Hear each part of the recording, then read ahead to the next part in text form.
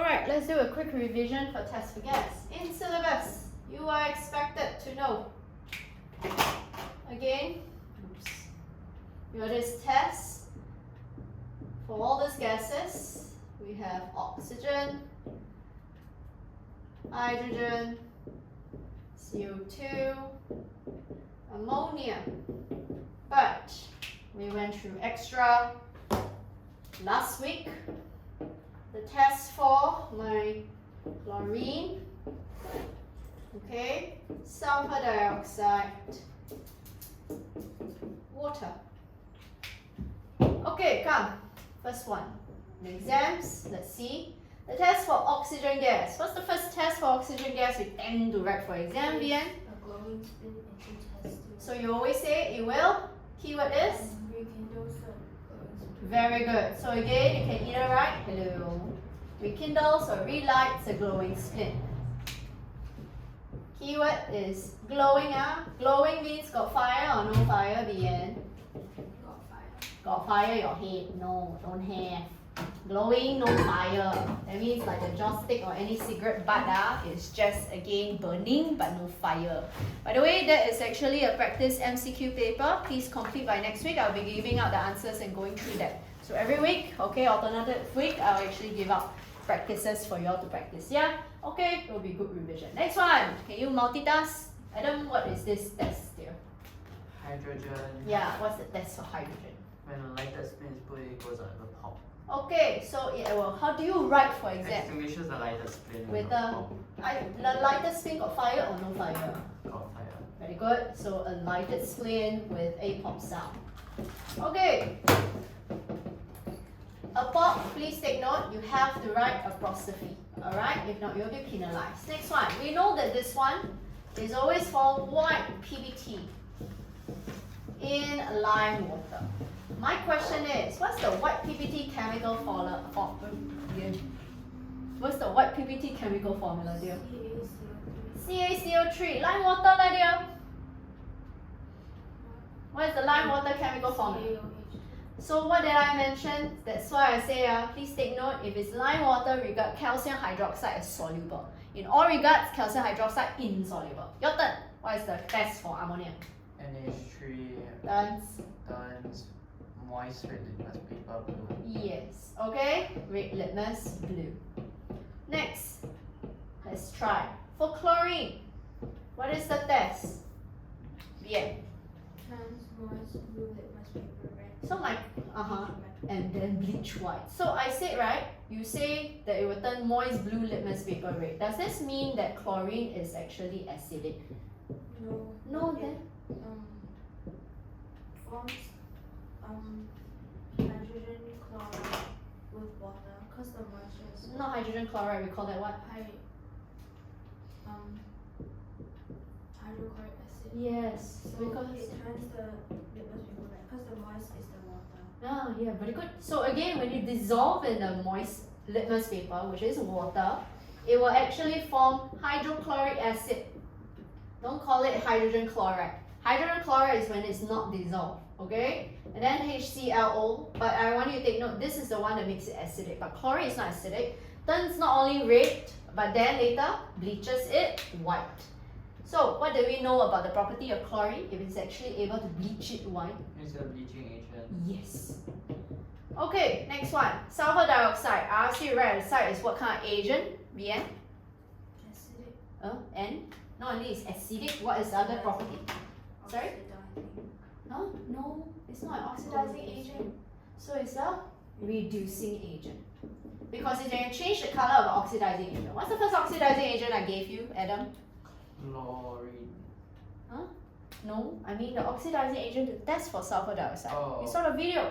Turns one. Potassium magnate. Keyword you're missing. Without this keyword, no marks. Here, dude, here. Acidified. Potassium what? Magnate. Haven't finished yet? No marks if you just spell it out and just say potassium manganate. So is potassium manganate what Roman number? Oh, 7. 7. What color? From? From purple to colorless. Very good. Rian, what's the other one? Potassium dichromate. Keyword is what? 6. What is the key? Yeah, I have the write acidified. So highlight class, the word acidified. A lot of times I see students, if they never write acidified, no marks. So it will turn from what color, dear? Orange to green. Very good. Next one. Water, please remember at least one. Notice how I say it turns anhydrous. Anhydrous means what, Adam? Try Yes. Okay, anhydrous copper 2 sulfate from what color, Adam? from white to blue. So again, from white to blue. Very good. That's why aqueous copper 2 sulfate is usually blue in color. Okay, come. Let's go through the homework. Which I say is the MCQs.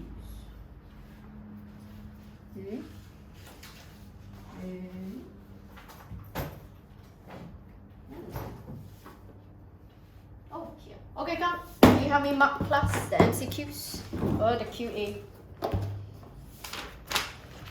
Yeah, sorry, what is the next structured question? Number what? Question what? Three, huh? Okay. I think, so it's 4 questions, sorry. It's 4 questions that I never go through, right? Okay, now I remembered. Okay, come. Ready, Adam? I want to give up the answers. Just Whenever write you're it ready. here first while I try to find it later. Oh. Okay, then later you mark, ah. Okay. Okay, come. Help me mark. Question 1, Bombay. 2, Denmark. 3, Denmark. 4, Bombay. 5, Bombay. 6, Canada. 7, Denmark. 8, Denmark. 9, Australia. 10, Australia. 11, Canada. 12, Canada. 13, Denmark. 14, Bombay. 15, Canada. 16, Bombay. 17, Bombay. 18, Canada. 19, Canada. 20, Canada. Okay, Adam, quick find. There's only 20 MCQs. You, since you have them from 1 to 3, do I need to go through? 1, 3, 3. Let's go through 3. We have 2 unlabeled beakers placed on the table. One contains iron 2 ions, the other one contains iron 3 ions. So now they say which of the following tests can determine these identities. Fe2 plus, which is aqueous solution, as well as this again, iron 3. We learned that for tests for cation ions, either you test with what? Either you test with? Yes, either you test with aqueous sodium hydroxide. Let's write all the possibilities, or aqueous ammonia. Because we learned, even though they are formed, again, PBT, they have different colors, right? What's the color with aqueous sodium hydroxide and aqueous ammonia? Little green, this one there? Very good. Okay, other things we take note of. Notice how they use acidified potassium dichromate. Acidified potassium dichromate is an oxidizing agent. So I repeat, there are 2 others. Acidified potassium dichromate, which I write this chemical formula to save time, and acidified potassium manganate. Why? Remember in your notes I said that you never bring. No. Sorry. How Later. Copy that you can send to me. Later. So I don't know whether I have the soft copy. I need to go and find. But anyway, what did I say? So for this, right, this is a oxidizing agent. Do you see in your notes I have that if I actually have the dirty green PPT, if I leave it standing, will it turn reddish brown? Oh, then you never write the side. On standing, never write me. Have what? Agree? So on standing, it will actually turn reddish brown. Okay? So now let's see. How come will it turn reddish brown? Because I asked you to write at the side, right? It will oxidize by atmospheric oxygen. So I repeat, this dirty green PBT we learn will turn reddish brown after a while if you leave on standing. Because on standing, do you see it can be oxidized by atmospheric oxygen? That means, right, your iron 2 plus can be oxidized to iron 3 plus. So in your notes, either it's on this first page of your notes, 4th column, or your second page of your notes first column, you will see how I have your this iron 2 plus, the dirty green PBT on standing turns reddish brown. Make sure you write at the side is because it's oxidized by atmospheric oxygen.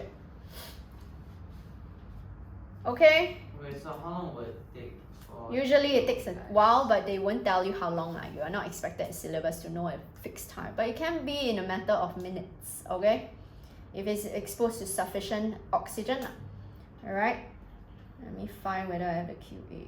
Wow. You're... Oops, wrong person. But then why isn't it like... So why... Does it mean like it just rusts immediately? It's not rust, rust is oxide, but this is hydroxide. So a different compounds already. Okay? So that's why, right, again, iron, that's also I'm going to explain what. Anything can react oxygen in the air. Iron can also be rusted to form iron oxide. Iron 3 oxide as a matter of fact. Adam, I already sent you already, Okay, but anyway, let's look at your this one. Potassium dichromate, as you can see, can be oxidized, okay? So that's why you will see only with the iron 2 plus, it will turn from orange to green. But this one, right, remain orange. Okay? Another one for this one. Acidified potassium manganate can also differentiate between these two ions because this one will turn purple to colorless in iron 2 plus, but it will remain again orange in here. Make sure you write this up. This is the test to differentiate these two. They can be right in your notes. And then again, any more? Let's try. Do you see we have the answer 1 and 3? That's why answer is just 1 and 3 and 2. Even 2 is also acceptable. Clear? Next one. 4 to 5. 4 to 5. No? 6 to 10. Then Adam, do you know whether you do correct or wrong? I know some of them, like I had like a bit of doubt. Oh, okay, then better ask. Okay, then I can go through. 6 to 10, anybody? 7. 7. So let's see. Chemical equation below shows the reaction between solutions P and Q. Which of the following is possible? So they say, you can see, for P and Q, the products they already given me is lead 2 sulfate and copper 2 nitrate. This is most likely going to be precipitation. Do you know how come I know it's precipitation? In exam, sometimes they'll give you this. Straight away from this, you are expected to know which is a soluble or insoluble salt. So write down the state symbols. Let's try. Adam, can you tell me? Lead 2 sulfate is what state? Solid. Solid. And then, again, copper 2 nitrate. Liquid. So, yes. So this is actually insoluble salt. That's why solid. Soluble salt, that's why aqueous. So this is precipitation, right? Because I found insoluble salt. So one of them is just exchanging partners for precipitation. This one either contains lead or nitrate, and this one contains either your this copper or your this sulfate, right? So now let's see. Solution P could be an acid that releases a pungent gas upon heating with sodium hydroxide.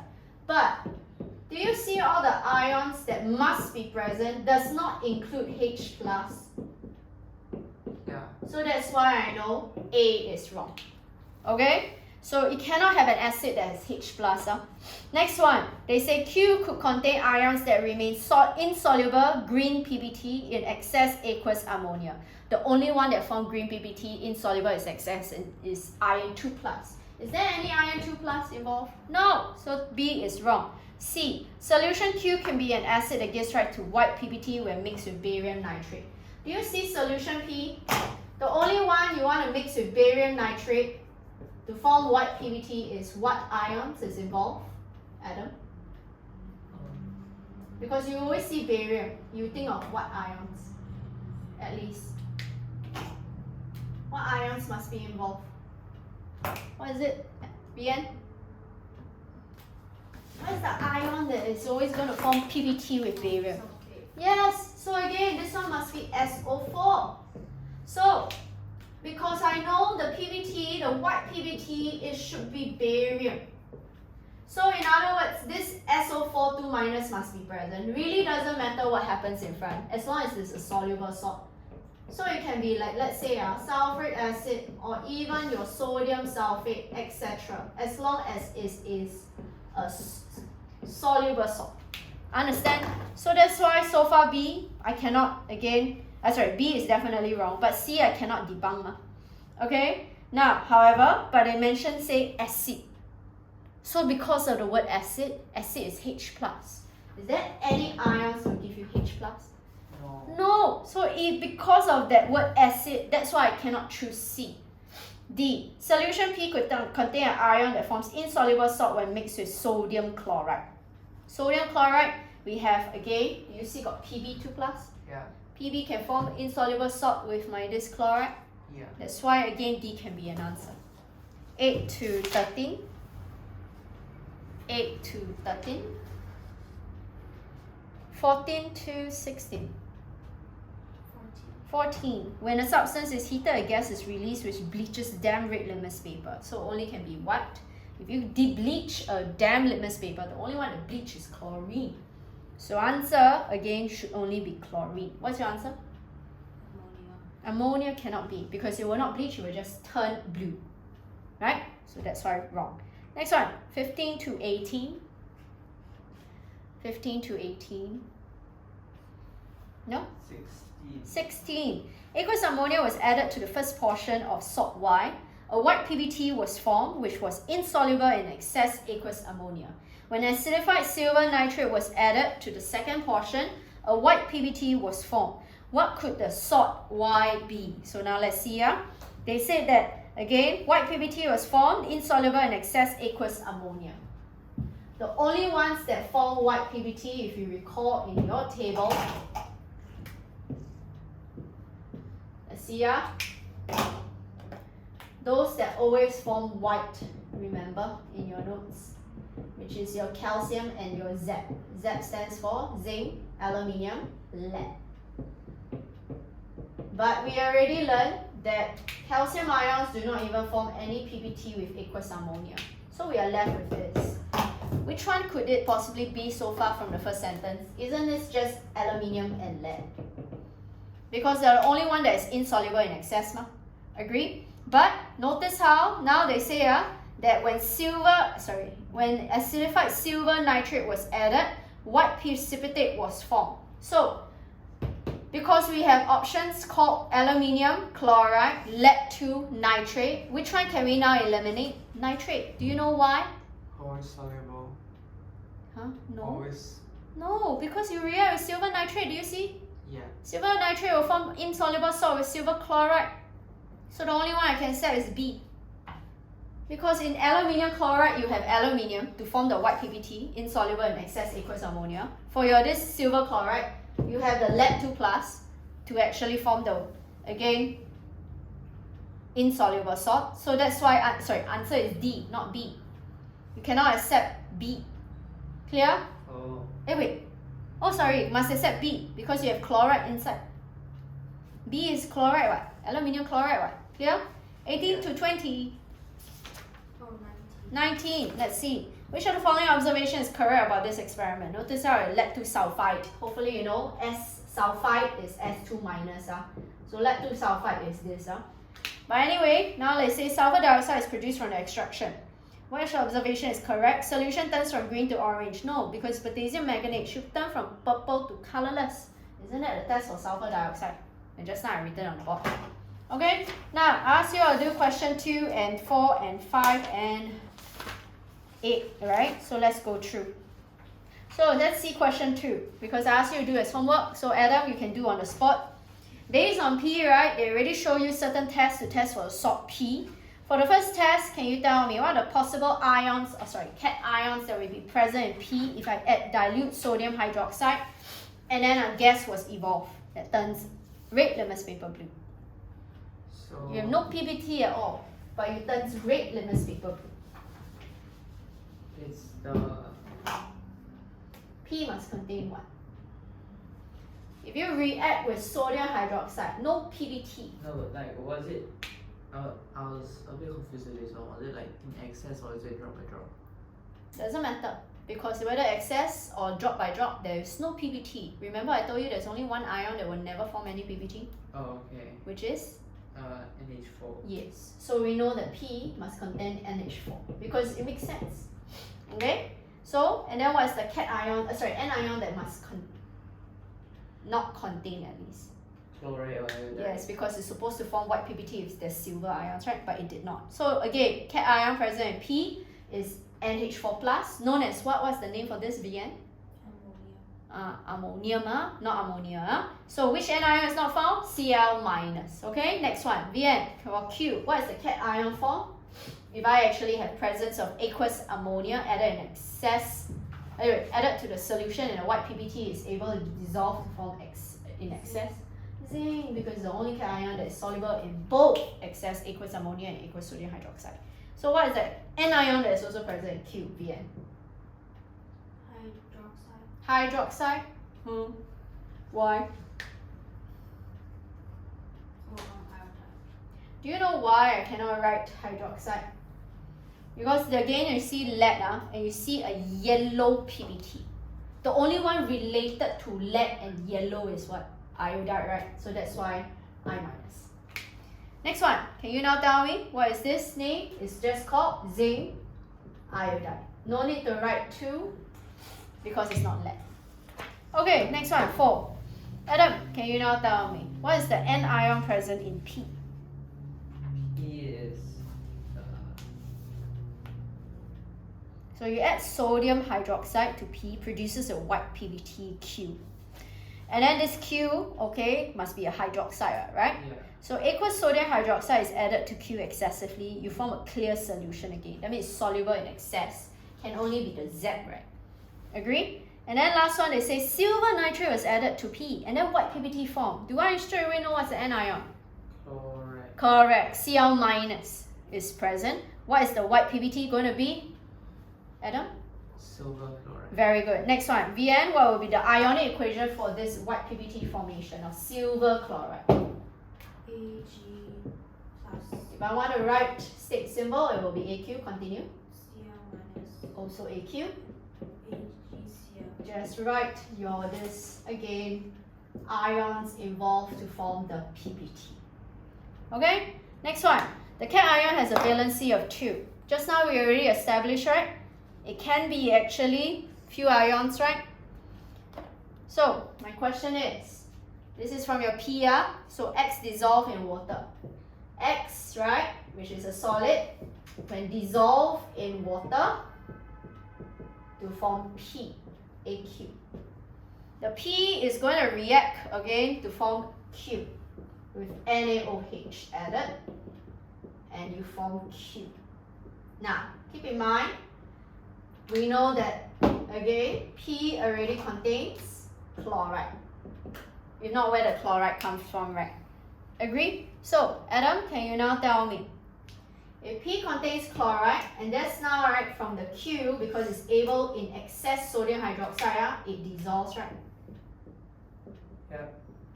So, what are the ions that is always able to dissolve in excess sodium hydroxide first?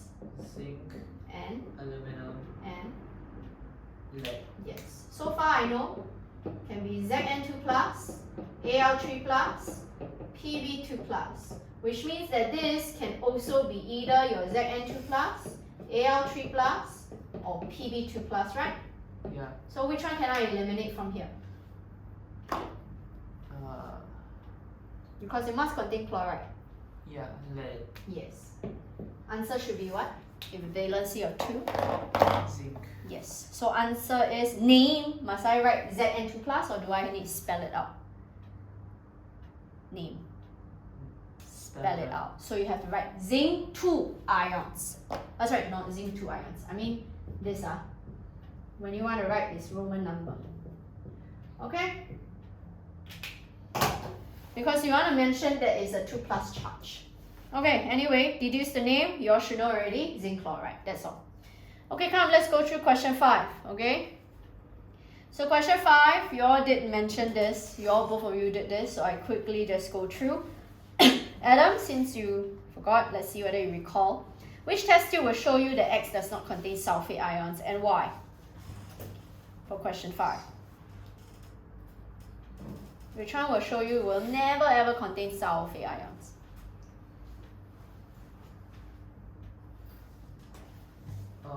It's the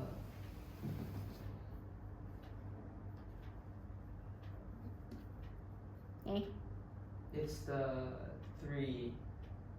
It's the 3, test tube 3. Yeah, test Why do you tube say 3. that? It's because if there's Calcium. yes, so again there is absence of white PBT since calcium sulfate is insoluble. So answer for 5A is test tube 3. Okay? How about you? Bien, what is for test part B? Which test tube will show X contain copper 2 plus? 4. Why? Because? There's dark blue solution. Yes, okay. So why? Because copper 2 hydroxide is, how do you write in exam? Able to dissolve? In Excess ammonia to form a dark blue solution. very good. Able to dissolve in excess ammonia to form a dark blue solution. Excellent. Next one. How will you know that X does not contain carbonate ions, Adam? How will you know it will not contain carbonate? Which one do you look out for? Acid, right? Yeah. Supposed to have what? If you have carbonate? If you have a carbonate, then it will be How do you write for carbonate exam? plus acid is Carbon dioxide, Carbon right? But if dioxide. got gas, what do you typically write for exam? Always effervescent gas C, of a got color? colorless gas. Yes, so you have to write effervescence of a colorless gas produced. Next one, VN. From the observations 5 and 6, what are the possible cation ions that will be present in X? Zinc, And copper, and lead. so you are saying zinc, copper. But do you see got white PBT? Can I write copper? No, because they say 5 and 6, okay? And they are all colorless solutions. So only zinc, alright, aluminium and lead, not copper. So you have to write zinc, aluminium and lead ions. Alright, next one. From which test tube will you be able to confirm the identity of this cation ion? So I need to confirm the identity. First one, do you see how we need to make sure that whether is it zinc, aluminium and lead, we look up for test tube 2. Why, Adam? Because of the iodine reaction. then only lead 2 iodide, will be yellow. yes, will form a yellow insoluble salt. So this is what you write. Insoluble is the key word. So I repeat, it's test tube 2. So you can say only lead 2 iodide will form a yellow insoluble salt.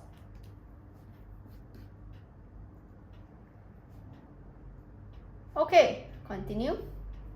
So I asked you to do also question 8. So let's try.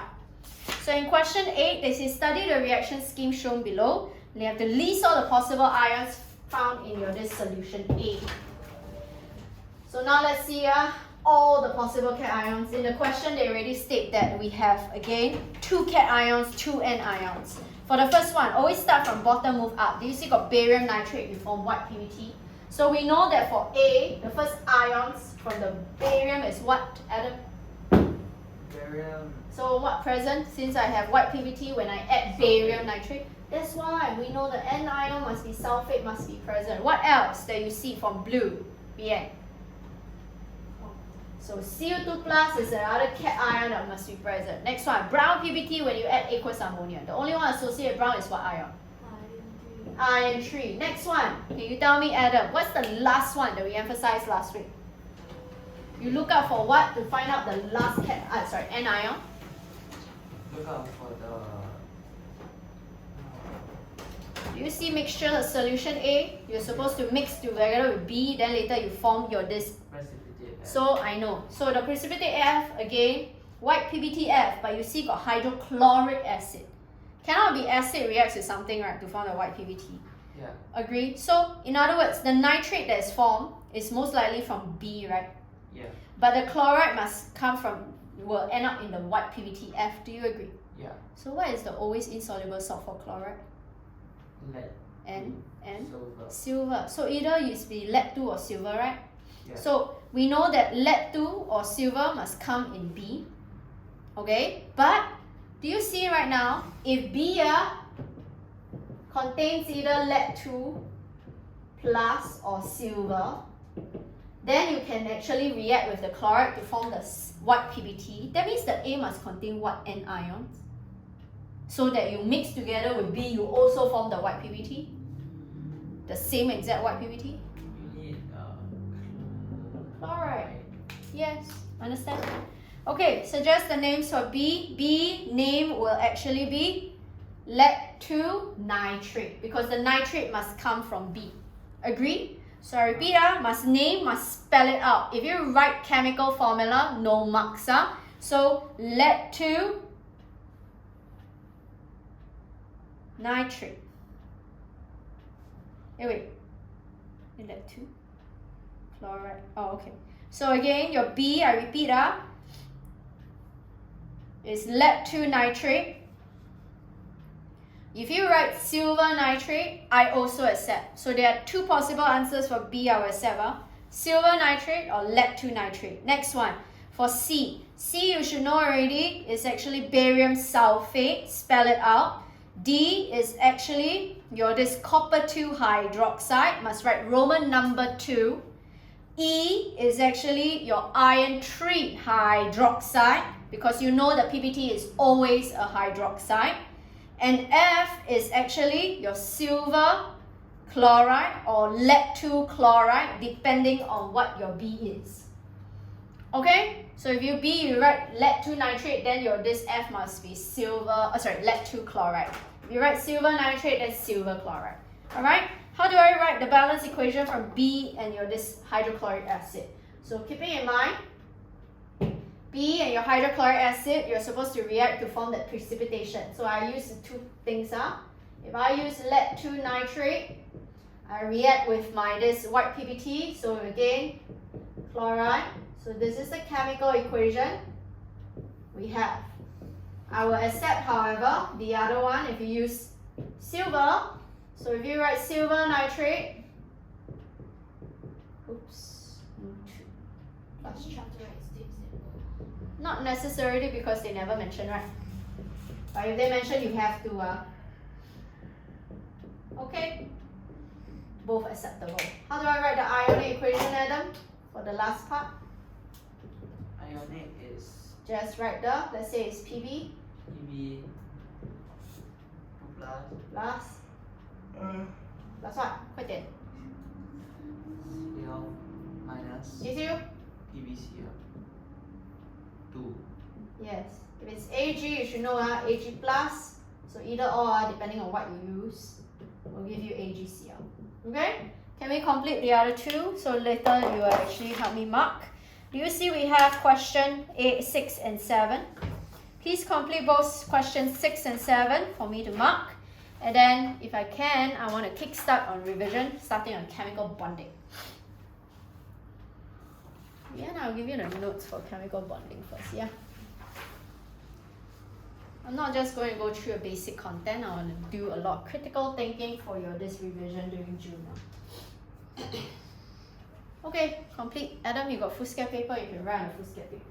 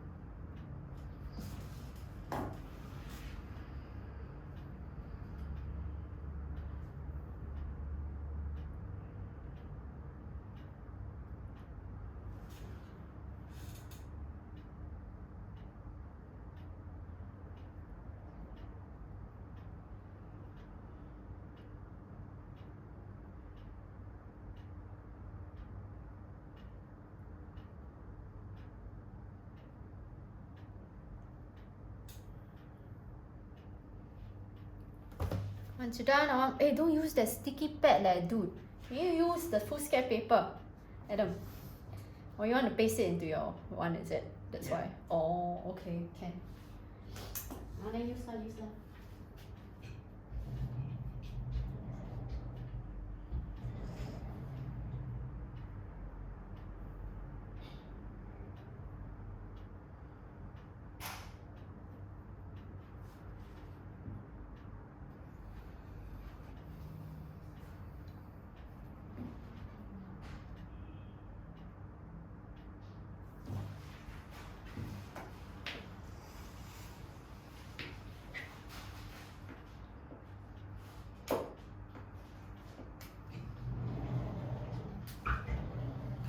Take the coffee too if you want, if you want to feel less sleepy.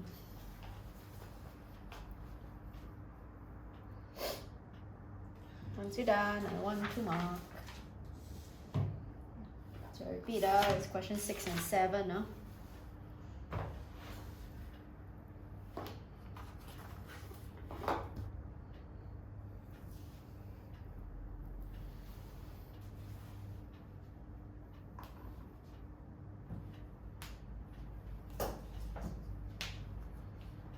You all have a test coming up When?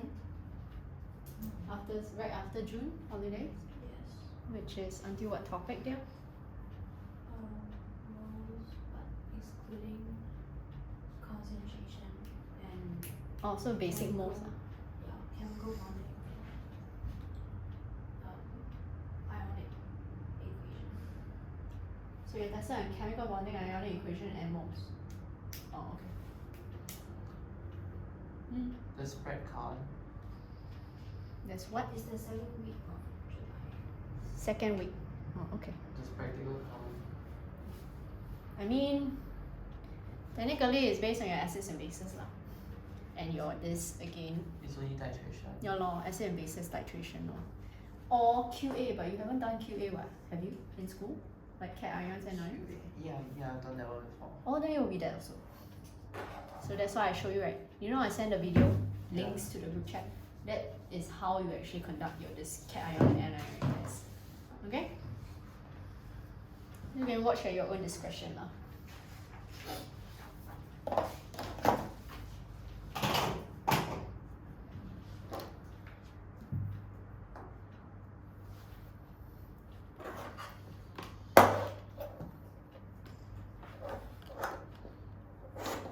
Oh, it's not just QA, it's also the one where you check, the one where you learn to produce the gases. That means your produce the gases like carbon dioxide and hydrogen gas, right? That is your acid reaction. So that's why I say acid base chapter as well as QA. Because if I'm not wrong, we will ask you produce the gas and test for the gas, right? That's why I also went through QA, the test for gas.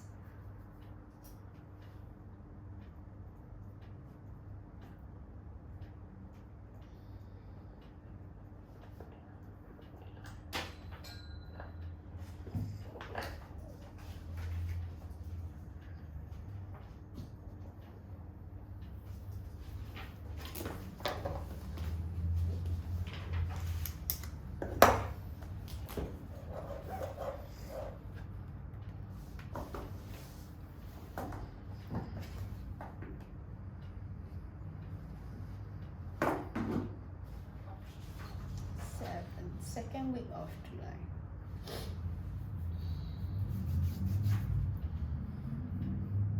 Okay.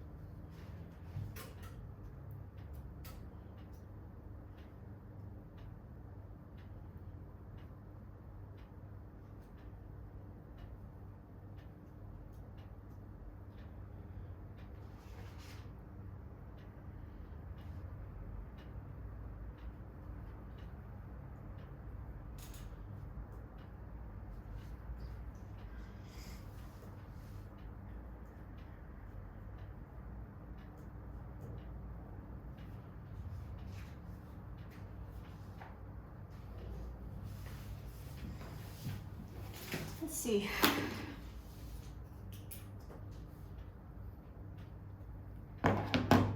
P is ammonia. Good.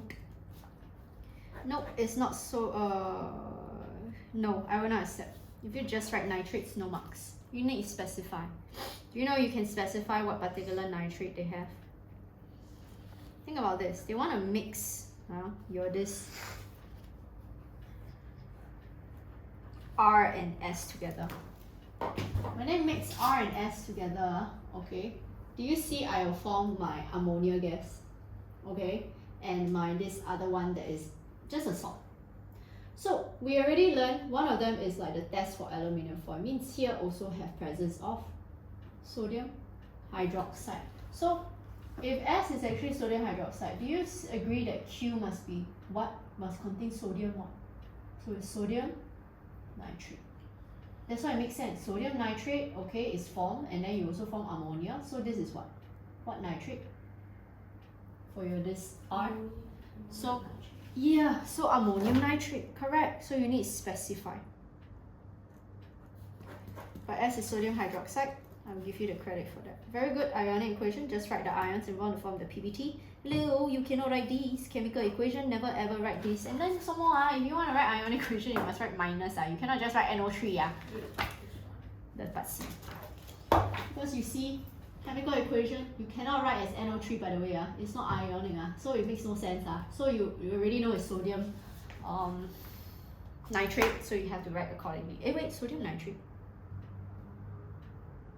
They say reaction between S and O. Sodium hydroxide, dear, and ammonium nitrate. Understand? Okay. Next one, nitrogen. Yes, correct. You know nitrogen is how many percentage in air? 78 is expected in syllabus to know. 78% of nitrogen, how many percent of oxygen?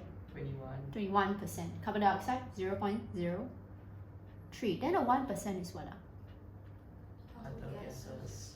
Like argon. Noble gases like argon. Argon is the main 1%. Understand? These are like display amount test tube. Should extinguish lah. Not distinguish, you will hear the pop. Okay, and the flame is gone. So again, 1 mark for your test, but no marks for your explanation. For your this other one, B, you say ammonia, your C leh, they say B to E leh. You start, huh? Will you start? Okay, so now let's see.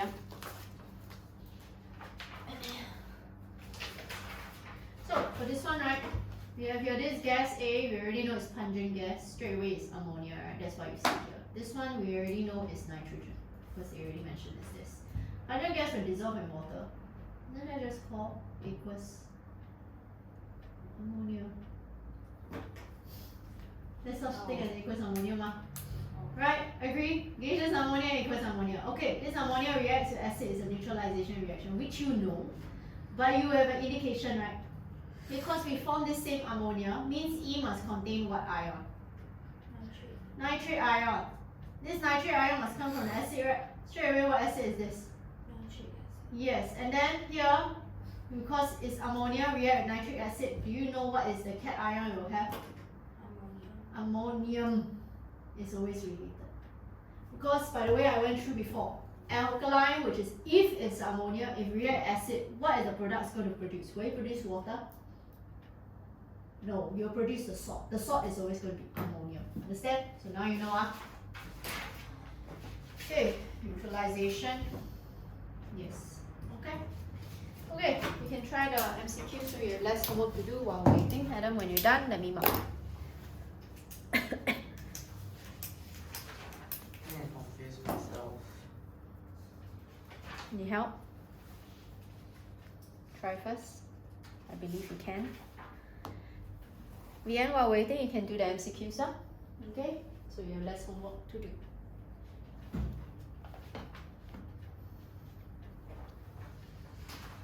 I'll go through these 2 questions after that. Any questions that I never get to go through, you can go and try yourself. Want answers, feel free, text me. I'll reply.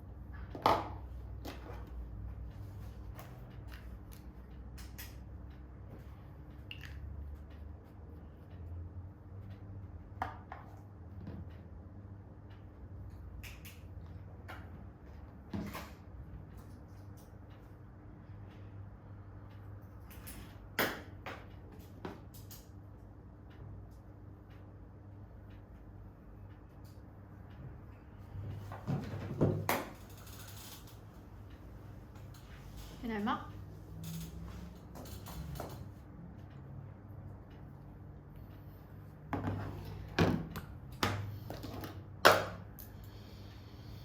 P ammonia.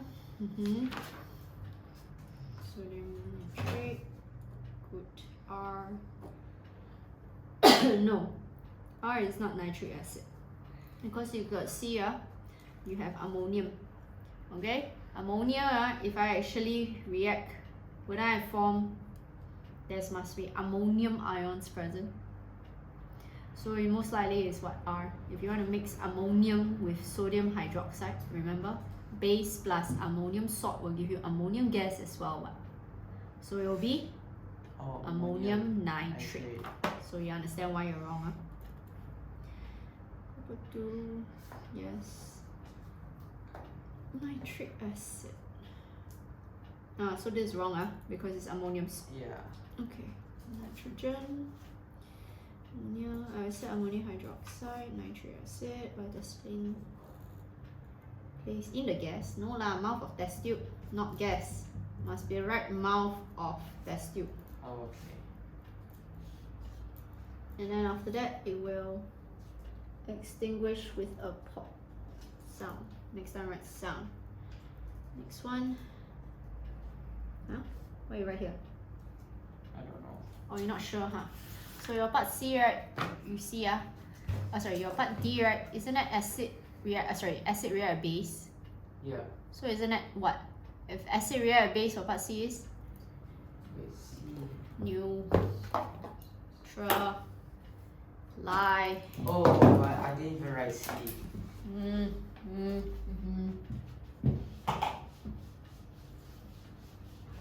I forgot to write C.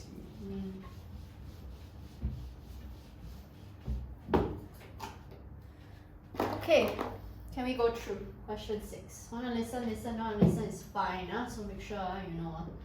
Okay, we have here P, Q. There are always hints that will be provided, okay? They say R and S are going to react. They are going to undergo warming. After warming R and S together, you form P and you form Q.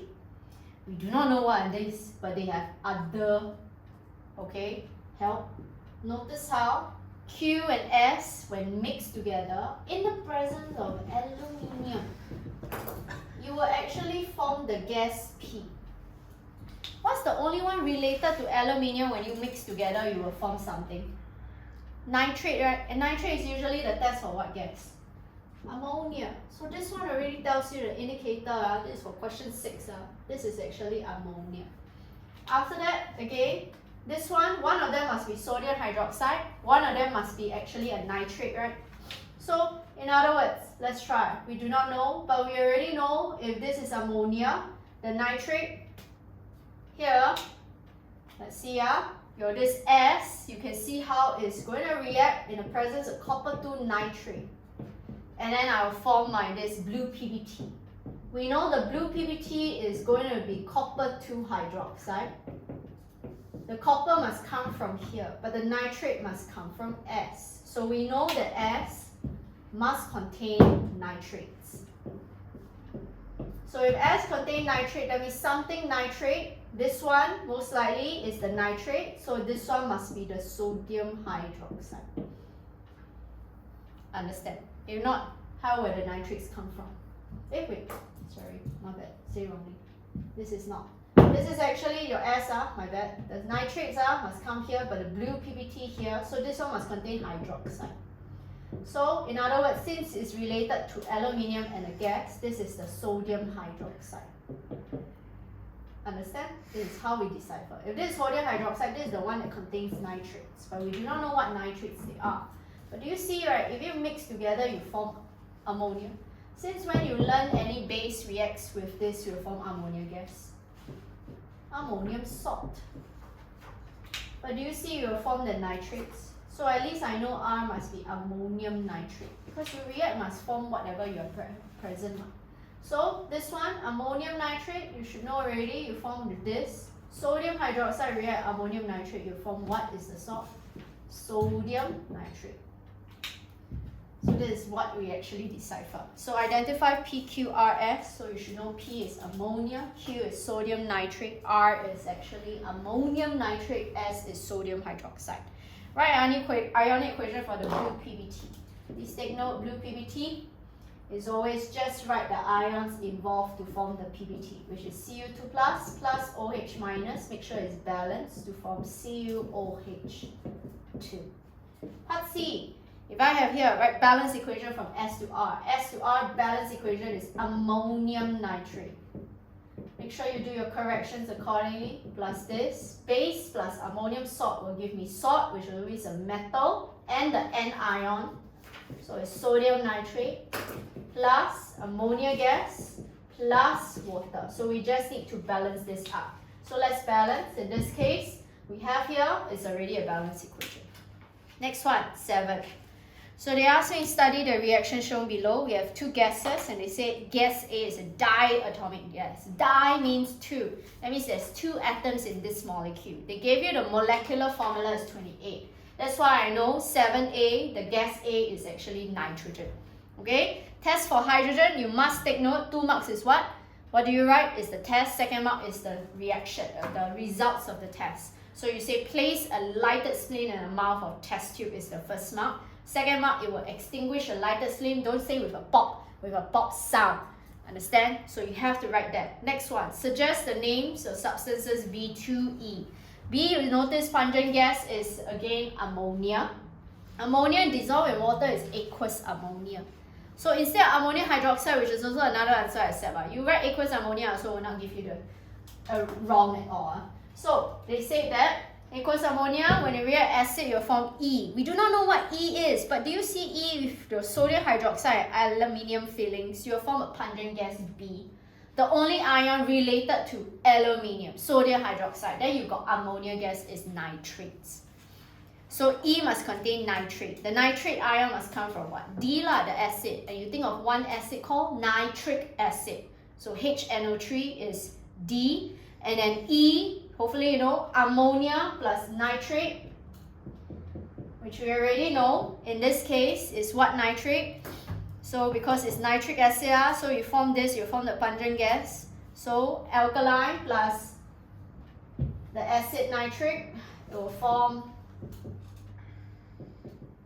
ammonium nitrate.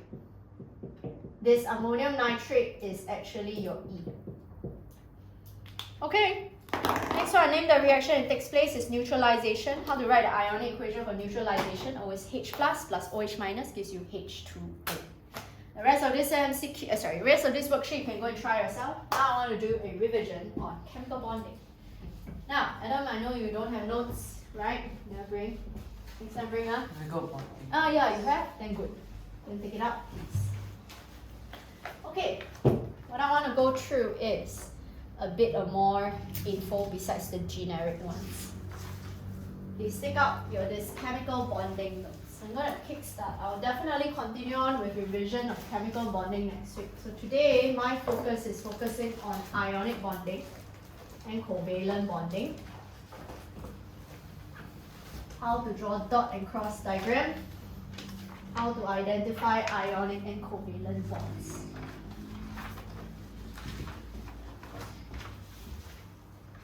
There are some things that are not found in the notes, especially for those who just received the notes. So let's point this out. So there are 3 main types. We have ionic bonding, covalent bonding, and metallic bonding. There are the 3 types. But today I want to focus on these 2. The first thing is, how will you ever recognize things that are typically of ionic bonding? Typically, is always between metals and non-metals. The best example to showcase is like this sodium chloride, magnesium oxide. Okay? However, I want to point out this one, right? Covalent bonding. We know that it's usually between non-metals only. But one thing we know for ionic bonding, we have special ions. So today I want to go through the special ions. If it's not in your notes, make sure you include them. For your this ionic bonding, special ions in your syllabus to know is the cation and a few anions. So the special cation we learned is called ammonium. Please don't call it ammonia. Bien, what's the ammonium chemical formula? NH4+. Anions, these are the 5 typical anions for you to learn, but we will learn extra. 5 typical anions are called hydroxides. You are expected in syllabus to know the formula and the charge. We are also expected, right in the sequential order, nitrates, carbonates,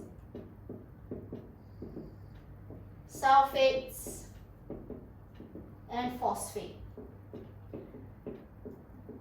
Adam, nitrates is what chemical formula? NO3 minus Carbonates, CO3 2 minus sulfates, SO4 2 minus phosphate. PO4 3 minus. Yes. However, I want to teach extra. So we learn this extra ones.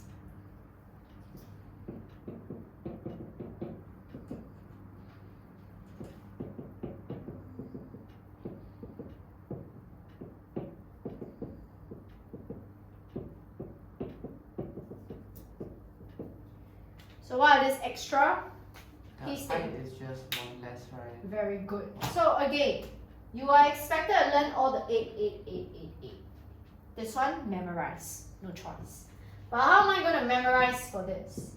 Very simple. The moment you see ITE, it's just one fewer oxygen. Is the charge the same, Adam? Yeah. Yes. So this here, nitrates is NO2 minus. Sulfide will most likely be what, Adam? SO3 minus 2 minus. 2 minus. For nitrite, anything you see IDE. Let me give you another example. Do you see chloride, iodide? We learn all the IDE. IDE is the element alone with their respective charges. So, yeah, what will be nitrite? NO minus. No. Like for example, I give the example at the top. Oh, N minus. Yes, okay. You can use this periodic table if you need it. So N minus, wait, you say N minus? N is in group 15. Group 15 have 5 valence electrons. Yes, carbide, C, S. Do you see it's just the element alone? Then C is what? Yeah, group 14. 4 minus. And then sulfide? 2 minus. Understand? Okay? Now, how do you usually draw dot and cross diagram? And then later, will they always have for any ionic compound? Is it strictly ionic? So let's do all this first. First of all, for any ionic compounds, I said already, right? Typically, yes, must always be between metals and non-metals. Because metals tend to form cations. Cations are positive or negative charge, Adam? Positive. So cations are usually positive charge. That's why they will form cation here. Non-metals usually form anions, which is positive or negative charge? Negative. Negative charge. Typically, if you want to describe, okay, your bonding, okay, of your this ionic compound, do you see we have bonding and arrangement there? Can you please star for every ionic compounds and covalent, star the bonding and arrangement? Because if the question is worth actually 2 to 3 marks to explain why you have, for example, high melting boiling point, okay, or able to conduct electricity or not, you always use the bonding arrangement, then you explain with why. Understand? So, for example, for ionic bonding, typically let's use magnesium oxide as an example. Magnesium oxide, if I were to have your 2 plus, 2 minus, 2 plus, 2 minus, how do I describe bonding arrangement, VN? Do you see that? Read up. The bold and underline are the extremely important. That's why I even print out in color. The Giant ion. no, what's the bonding arrangement? The oppositely Charged ion. are held by Strong electrostatic forces of the charge. forming. A giant ionic lattice structure. So I need to point out, how do I actually remember? Very simple. Always tell me what's the particles, held by what bonds, forming what structure. The particles are, you have to write, that's why I bold and underline, oppositely charged ions. Held by, what is the strong electrostatic force of attraction? In exam, you can also write ionic bonds, formed by ionic bonds. But electrostatic is because positive and negative. Alright? Held by strong electrostatic force of attraction forming a giant ionic lattice structure. Agree? But, let's ask. This is for typical magnesium oxide. If I were to have, let's say the compound, ammonium sulfate. Let's try. In ammonium sulfate, can you tell me, Vian, do you think it's going to have purely ionic bonds or purely covalent bonds, or is it ionic and covalent? Ionic and covalent. Why ionic and covalent? Because ammonium is oppositely charged. So we have, like what she said, got NH4 plus. SO4 is 2 minus. Between the plus and minus is oppositely charged ions. Will you actually have ionic bonding? Yes. But where's the covalent? It's not. It's a non-metal. Non-metal between what? Ammonium is a non-metal. I know. So idea is, do you see non-metal and non-metal? Non-metal and non-metal typically is covalent bonding. So how do they actually form this charge? This is not in your syllabus to know, but I'm going to show you why. So ammonium sulfate, by the way, Adam, what is the chemical formula?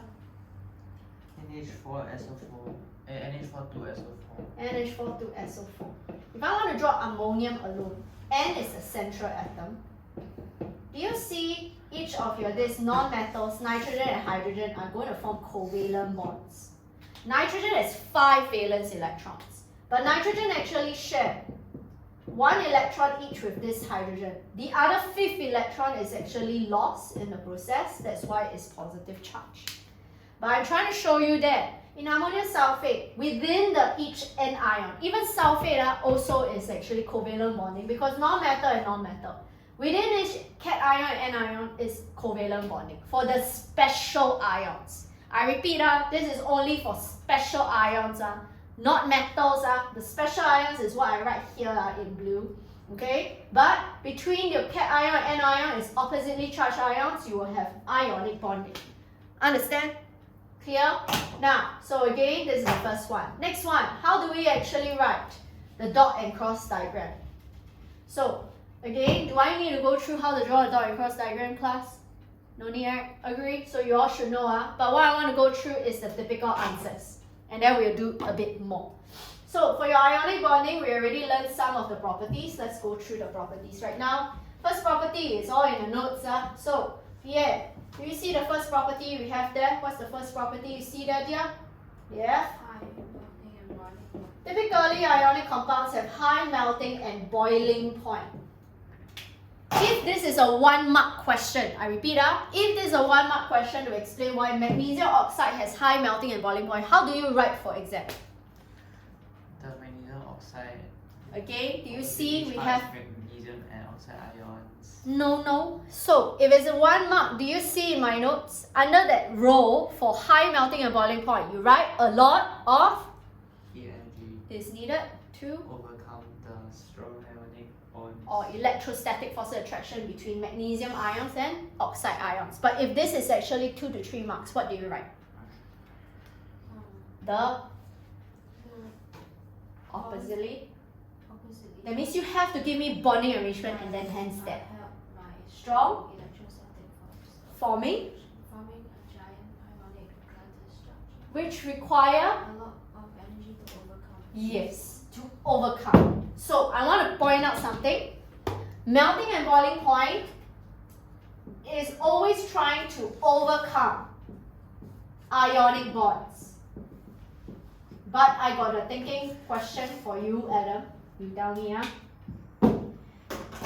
Typically, if I ask you, for your this magnesium oxide, okay, why have higher melting point than chlorine? You will say that, the ionic bonds, right? This one is weak intermolecular, right? But if I ask you right now, okay, I have the melting point of magnesium oxide. versus the melting point of my this sodium chloride. Which one do you expect to have higher melting point and why? So which one do you expect to have higher melting point? Magnesium oxide. Why? Because the ions have a stronger charge, So so there are more electrostatic forces of attraction. more, cannot write more, that would no. you know, There's stronger Stronger? electrostatic forces of attraction. which require more. More energy to overcome. Okay, find some space, especially with those who just received notes. Strength of these ionic bonds, okay, is dependent on what? Charge. Yes. So it's dependent on your this ion charges.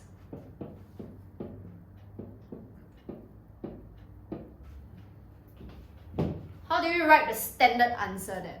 There is a typical template for this. So when you want to compare, always compare cation with cation, anion with anion. Okay? So in this case, always write in a very systematic way for chemistry. When I say systematic, it's a step-by-step. It shows organization of thoughts or coherence. First one, always compare cation. So Mg2 plus is, let's say in the event you have this cation now, and O2 minus have a higher charge. This is not in the notes, so find some space. So higher charge, then again, you're this Na plus and Cl minus respectively. You can write in a sticky pad if you're not enough space. So next thing, what must you say? Therefore, more energy is needed to overcome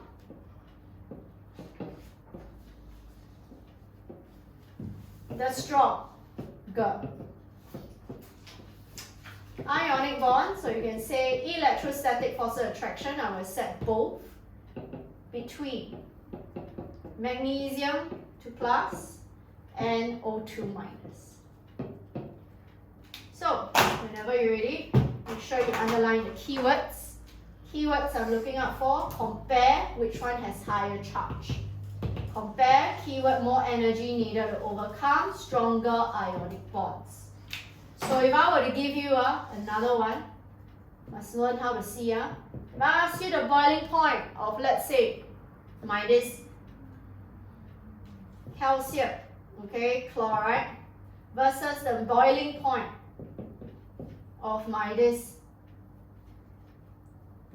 let's say, lithium chloride. PN, which one actually has a higher boiling point? Calcium chloride. Okay, again, standard answer, try. Multitask. Calcium 2 plus. Ca2 plus and Cl minus. No, don't care about that because they have the same charges of Cl, right? Have a higher charge. Then, Li plus. so hence, Hence, more energy is needed to overcome the stronger ionic bonds between Ca2 plus And? Cl. minus. Next one. What's the second property for ionic bonding, Adam? Ionic bonding, it will Can? conduct electricity in molten or aqueous states. Okay, how do you write for standard answer if it's just 1 mark? The giant ionic crystal lattice structure is broken down, so the ions are free to move to carry electrical charges to conduct electricity. Okay. Can you now tell me, Adam, molten is typically what state symbol? Melted liquid, Liquid. Aqueous? AQ. Yes. Please know. Now, so again, it is 1 mark. You write down the row that you see in your notes. That again, giant ionic lattice structure is broken down and then ions are free to move to conduct electricity. Highlight, ions are free to move. Next one, if I were to ask you, if I say that can your this magnesium oxide conduct electricity in solid state, do you write, oh, the giant ionic lattice structure is not broken down, or again, ions are not free to move to conduct electricity? No, because never write your answers for chem in a passive tone. Always write in an active tone. What do I mean by passive? Not broken down, not free to move. You write in what is actually causing this to unable to conduct electricity. So, Leanne, find some space to write this. So if I say in solid state Y cannot conduct, then you write the one in green. So if it's just one mark, you will always write in solid state. Ions are held by what kind of bonds, Adam? Strong intermolecular forces of attraction. Huh? Oh, ionic bonds. Oh, okay. Strong held by strong ionic bonds in the giant ionic lattice structure. So don't say not broken down. You have the right giant ionic lattice structure. These are all keywords. So that's why ions are not free to move.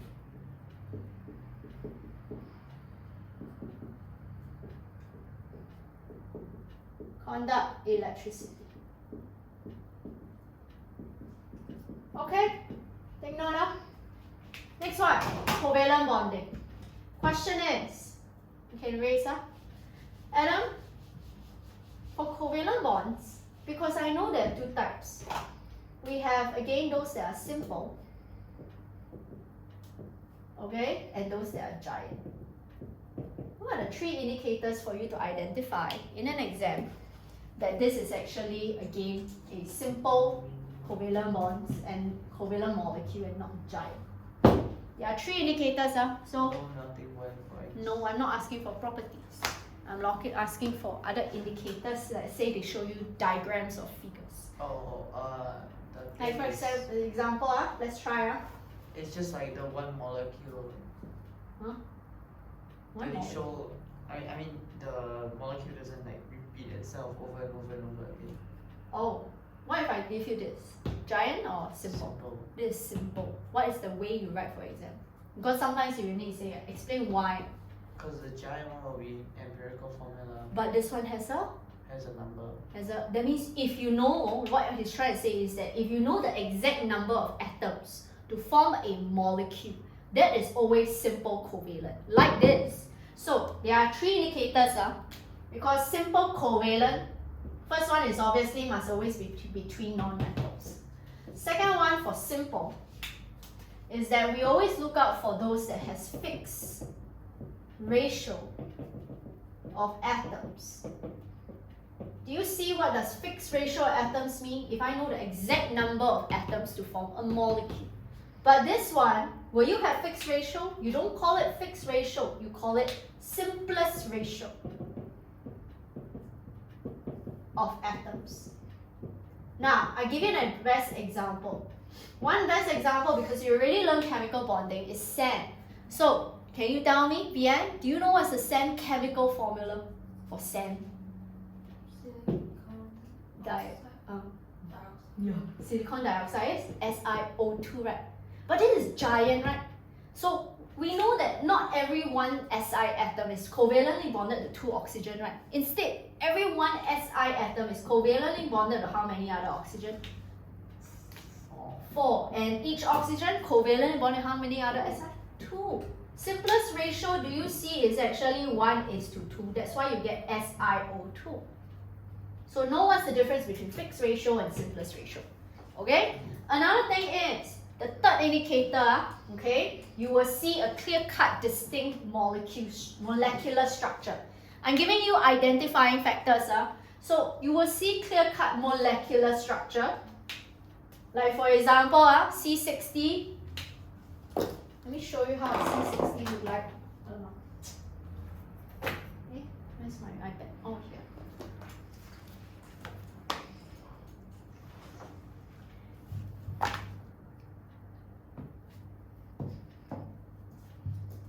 C60.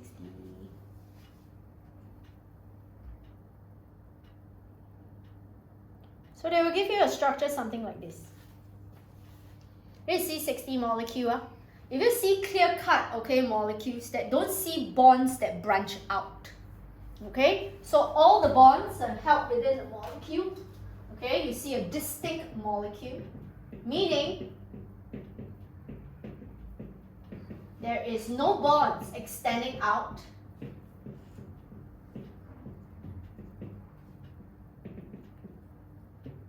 This is definitely simple. So that's why C60 is one of them. Okay, you know the exact number of atoms. You already know it's made up of non-metal, which is carbon. And it's a distinct molecule like this. Straight away, it's a simple covalent bond. This is simple covalent, not giant covalent. So giant, right, you will see bonds actually extending out. Okay, so you will see again, okay, bonds extending out. That's if they give you illustrative purpose. That is also the third identifying factor that you can look out for in exam. Okay, now I need to point out, you are expected to learn for simple. Example for simple is like chlorine, okay, astatine, or even this oxygen, or the famous carbon dioxide and water and iodine, etc. Alright, now I want to go through first. You need to learn in syllabus what are the particles. Vian, can you read out for me? What do you see the first one? For describing this simple covalent molecules, for example, like chlorine. To form chlorine Cl2, what am I trying to draw here? This is a chlorine, what? In blue. Atoms are held by, what bonds is this called? Very good. Please take note, covalent bonds are strong, and you don't just stop there. The strong covalent bonds will actually help me form what is this in green. Simple. Or at the top, you can write, if your school follows this, then you write simple molecular structure. But you must write the word molecular or molecules one way or another.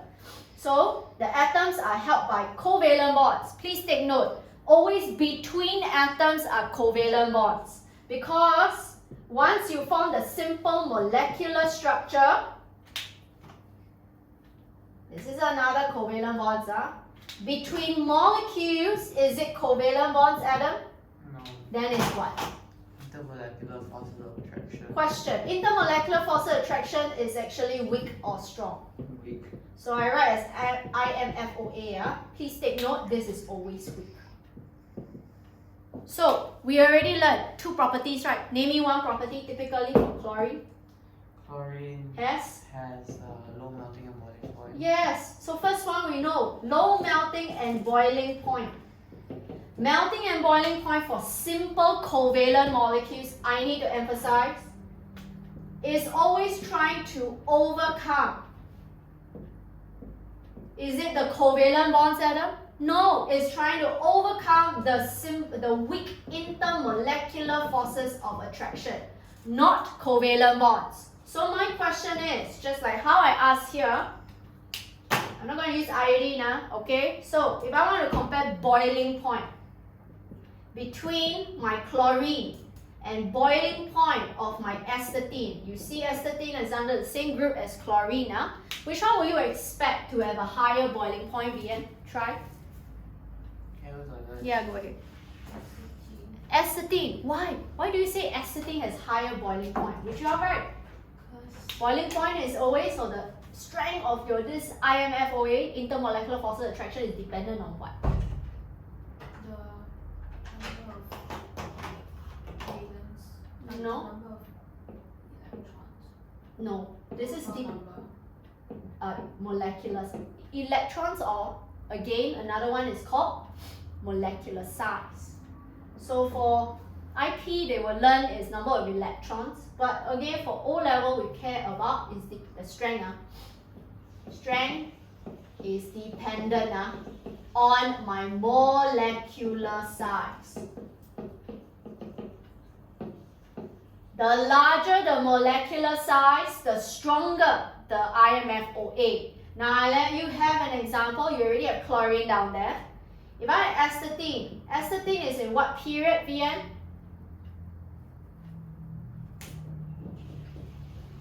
What period is astatine at? 6. Period 6. So period 6, how many valence? How many electron shells it have? 6. So isn't it atomic wise is larger? So if I have larger, okay, atomic size, you will know that your molecular size, because you will still form the covalent bonds, still same color coded, you still form the simple molecular structure. But you imagine I have another molecule of astatine. If I have larger, okay, molecular size, will the surface area be higher? Yes, right. If you have more surface area, can you form more intermolecular force of attraction? You can. That's why your strength of your intermolecular force of attraction is going to be stronger. So you can form more, essentially it's stronger intermolecular force of attraction. So how am I going to write in exam, Adam? Do as a revision. By the way, I'm going to erase so I have space to write. So, Adam? Astatine molecules have a larger surface area compared to the chlorine molecules.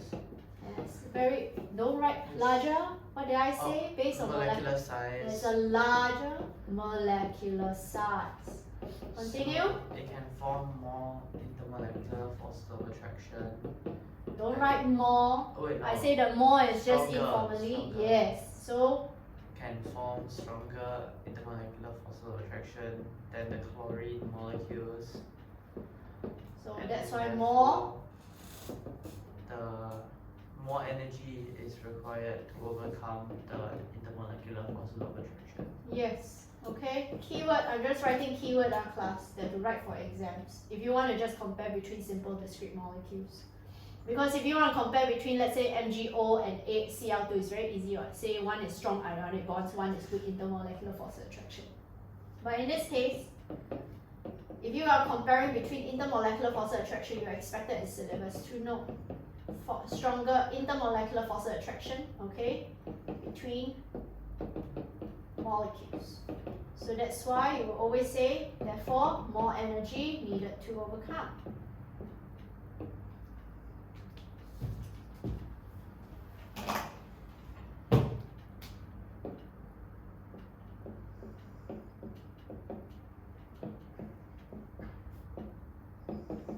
Keyword.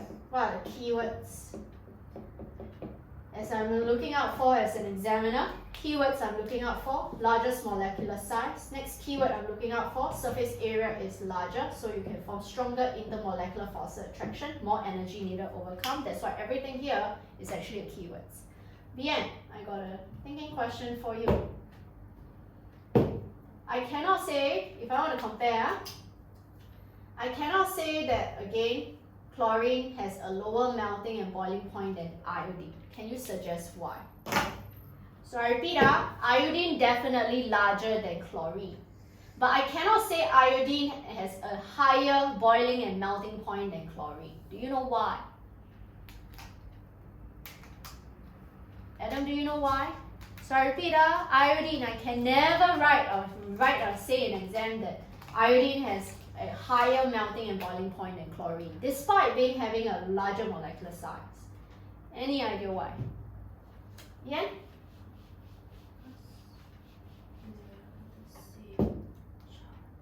No, then astatine also same charge. What? Question, Adam, iodine has melting and boiling point or not? No, Why? because it goes by sublimation. Very good.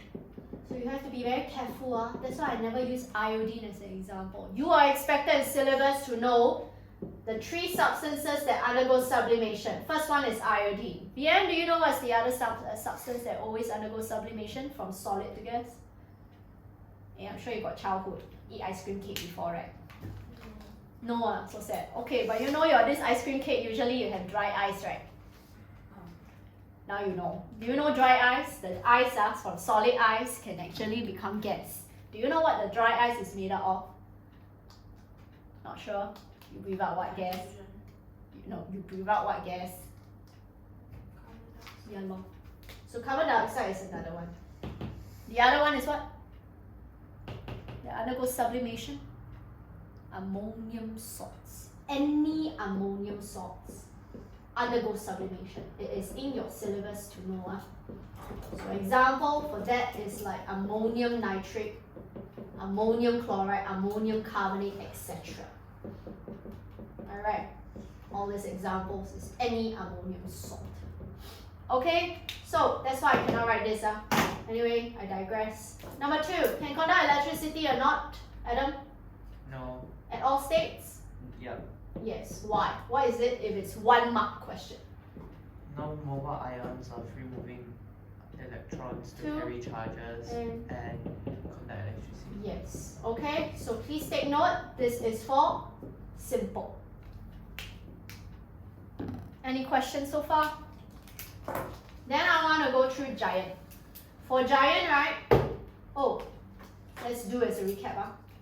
So let's start off with this. First of all, ionic bonding between this aluminium oxide versus this sulfur dioxide. Bien, explain to me which one you expect to have higher melting point. You will tell me another difference, huh? Okay, if this is actually a 3 mark question, 3 marks, how are you going to explain why this is higher melting point? So in exam, sometimes they'll give you all this kind of question. So we know it's higher melting point and boiling point. Why? Explain. Oh, it's an ionic. 3 marks. I tell you the number of marks already. The number of marks are indication how the extent you have to write. The oppositely charged ions are held by strong electrostatic forces of attraction, forming. forming a giant ionic lattice structure. Hence, More energy is required to overcome these bonds. strong bonds. What is this? The atoms are held by Strong covalent bonds. forming. Weak, Simple. The one in green. simple Molecular molecular structure. structure would Held by weak intermolecular forces of attraction. which require Little energy. energy to overcome these. Adam, can you now tell me, for this one, what's another difference in property between these two? The aluminum. Later you tell me a third property to do as other recap. I'm doing recap not only just chemical bonding but also can be any other chapter like acids and base. You. Okay, sorry. The aluminum oxide Mm. can conduct electricity in aqueous state, but Can you sure? You have to be very careful. This is critical thinking. I will not accept if you say in aqueous state. You know why? can conduct electricity in molten or aqueous state. No, cannot write aqueous. Do you know why? Can this? Oh wait, no, cannot. Yes, insoluble. So you have to be careful in exam. So cannot conduct electricity in a molten state. Notice how I never write in aqueous state is because this is insoluble in water. So how do you write if it's 1 mark? The giant. Giant ionic crystal lattice structure is broken down. Hence, the ions are free to move, carry electrical charges, and conduct electricity. Okay, Vian, can you name me a third property? Besides this one, having a lower melting and boiling point and cannot conduct electricity. What's the third property? Solubility. 讲了. Oh, okay. This one insoluble. This one soluble. By the way, if it's soluble, what kind of solution will it form? What do you mean if it's Acid. Acidic. Do you know why? yeah, because acid. What kind of oxide is this? Acidic Acidic oxide. This one? base amphoteric. And what does amphoteric means? It can react with acid and alkaline. Okay, you can react acid and alkaline. Now, again, not just write that. Next time you write, can actually have acidic and basic properties. Now I'm going to have this. I have another one called this PCl3 and another one called this again NaCl. Can we put in ascending? Okay, I write in purple at one side. Where's my purple? Okay, I have again PCl3 as well as this NaCl. I want to see all this substance here. Can we put in increasing melting and boiling point from the lowest to the highest? So this is the lowest melting boiling point to the highest melting boiling point. Adam, give me. So Start off with what first? SO2 lowest. SO2 lowest. So you tell me whether you agree or disagree. Then followed by NaCl, NaCl, PCl3, PCl3, and AlO3. and Al2O3. Agree or disagree? Agree. Your head, both of you. This is metal or non-metal? Both of them. Oh, wait, non-metal. So it's simple covalent, right? Oh, so it's yeah. So which one comes first? Is it SO2 comes first? PCl. PCl3 comes first? No, like no. After that, right? Yeah. Agree. So it's PCl3. Explain, Adam, for this one. Oh, Look at what? because the Depending on size is larger, Yeah, so again, surface area is larger, to form, stronger stronger, in the molecular positive which require more energy to overcome. This one, why is it higher than this if it's just 1 mark? ionic Stronger ionic bonds versus the weaker. the molecular. Yeah, then this one, Vian, explain to me why. Because you are stronger Stronger electrostatic force. due to higher Charge. of what? Al is what charge? Plus And then O is, 2 minus which are both higher than? Na plus Cl. Correct. Understand? I mix it up with potassium. Okay, I got another one. Adam, can you now tell me? If I have these two in molten state, so you are expected, that's why I'm combining right now. If I have these two in molten state, which one do you think can conduct electricity better? Or do you think the electrical conductivity will be the same? Bien. You will tell me whether he's right or wrong. 2O3. You say Al2O3 can conduct electricity better Yeah, in molten state? You agree or disagree? agree. Agree. How about in aqueous state? Oh, but it can't be equals. It cannot. So which one is better? So I'm comparing, I repeat my question again. But I said it cannot be. So I'm asking you compare in molten state, which one is the better electrical conductor, and then in aqueous state, which is the better electrical conductor. So molten Al2O3 So equals NaCl. Yes. Do you know why, Vian? Because in molten is like high charge. But then in aqueous also high charge, what is still? It's not like solid. Correct. This is insoluble in water. Unable to conduct electricity. So if they ever ask you to explain, how do you write an exam? Why cannot? Why this one is a better electrical conductor?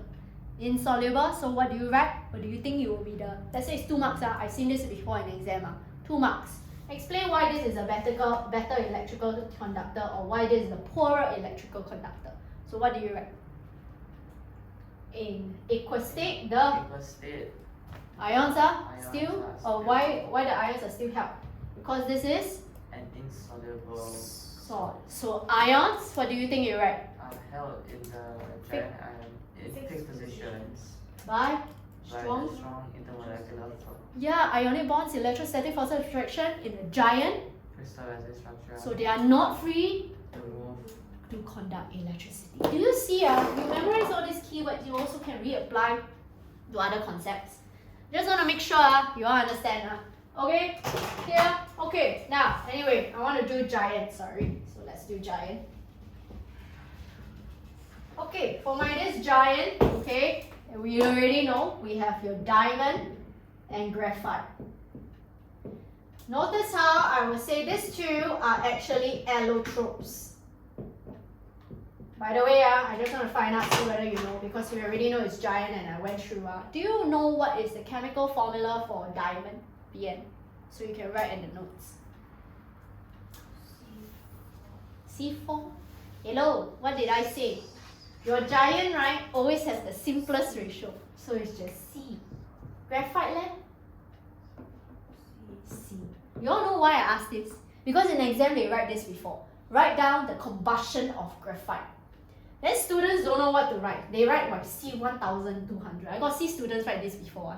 Okay? Or maybe C4. They will be wrong. The combustion of diamond and graphite, because diamond and graphite is actually molecular formula C, is this. Okay? So they asked this before, so please take note. Okay? So combustion is burning with oxygen now, by the way. But anyway, I said they are allotropes. I don't know what allotropes do. Same element, Made out of same element, but but just different arrangement. arranged in different structures. So if you want a definition, they are again the same element arranged in different structures. My question is, I want to know the difference between diamond and graphite because you all should know already. Let's try. First difference, satu. Name me the first difference. They have similarity, yeah. So the similarity you can know is that both actually have high melting boiling point. Because you all should know already, this one, melting boiling point, is overcoming covalent bonds. Okay? Okay, continue, Adam. So graphite slippery can be used as a lubricant. Soft and slippery. The other one was the contrast. Hard and rough. And durable, huh? Not Oh, rubber. durable. Hard and durable.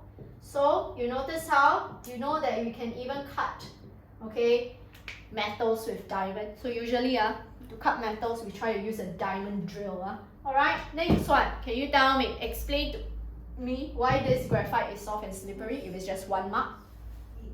Intermolecular forces of attraction. Between layers of what? Of Hexagonal structures, which require little energy to. overcome. How do you write an exam? It is one mark for hard and durable for diamond. A lot of energy is needed. Required to overcome The strong covalent bonds. Very good. Name me another difference here between diamond and graphite in properties. Bonding and arrangement. Oh yeah, okay. So this is actually each carbon. Is bonded to 4 other carbons. Yeah, is bonded to 4 other carbons. Okay, atoms. This one is each carbon. Continue, URBN. Is bonded to 3 other carbons. Based on this property alone, what is the next thing you can say about their differences? Yeah, because carbon, right, is again in group 14. You have 4 valence electrons, supposed to actually to have 4 covalent bonds. But do you see I only have 3 covalent bonds formed in graphite? So that's why what happens to that electron becomes? And conduct electricity. Because it becomes? It's mobile and free to move. No, the keyword electrons you must say is delocalized. So highlight in your notes, it's on the next second page, first column. So this one can conduct electricity, but do you think, Adam, this electrical conductivity is high or low? Low. Low. So can you name me another element that also has low electrical conductivity like diamond from your periodic table? Periodic table. Yeah.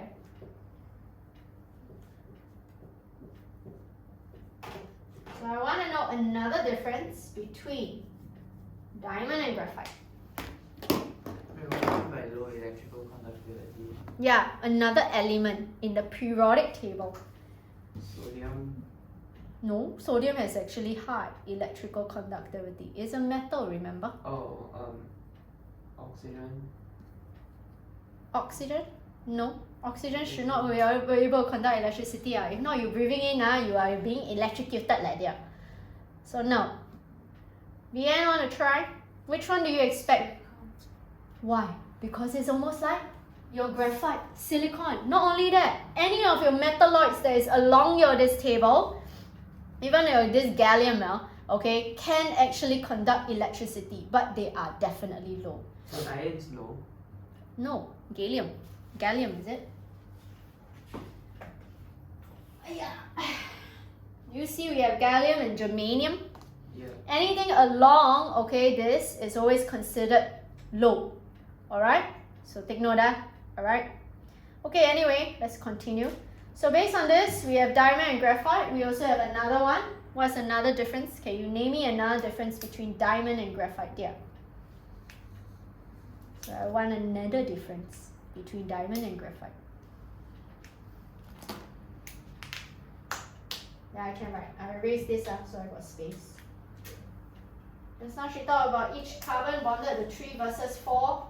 Another one, we look at the shape of the structure, right? Oh, it's a hexagonal structure. So then again, they'll form layers, Hexagonal structures. okay, of hexagonal structures, yes.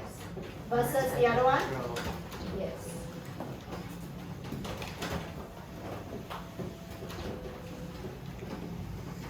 Okay, the other one, you can say it forms a tetrahedral structure.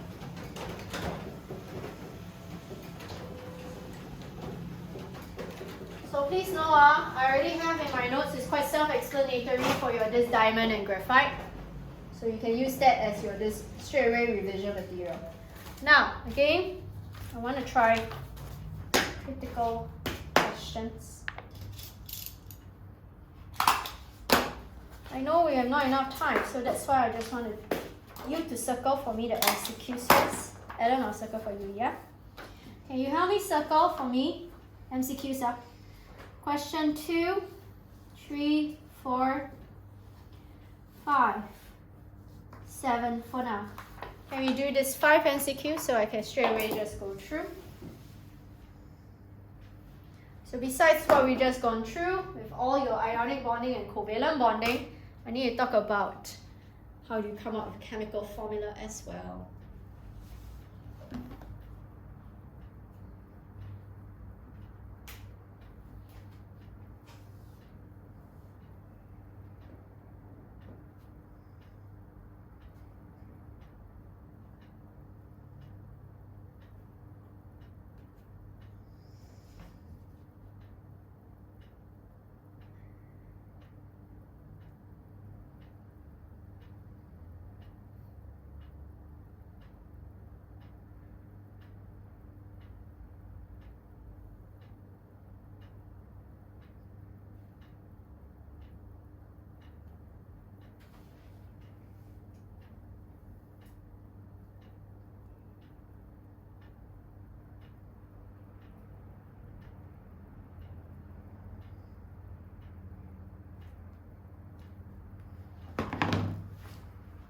Please bring this worksheet up for lessons next week as well.